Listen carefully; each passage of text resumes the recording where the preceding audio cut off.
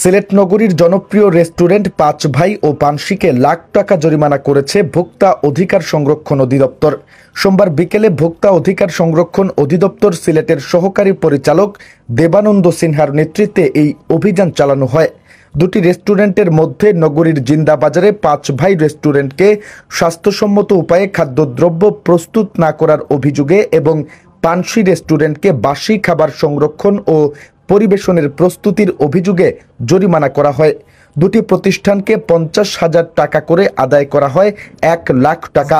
অভিযানে নেতৃত্ব দেওয়া ভোক্তা অধিকার সংরক্ষণ অধিদপ্তর সিলেটের সহকারী পরিচালক দেবানন্দ সিনহা জানান, জরিমানা আদায়ের পাশাপাশি সতর্ক করা হয়েছে রেস্টুরেন্ট ব্যবসায়ীদের। জনস্বার্থ বিবেচনায় এই অভিযান অব্যাহত থাকবে। কোথাও ভোক্তা অধিকার ক্ষুণ্ণ, গ্রাহক হয়রানি, জুলুমের ঘটনা ঘটলে তাৎক্ষণিক বিষয়টি সংশ্লিষ্ট অধিদপ্তরকে জানানোর অনুরোধ জানান তিনি।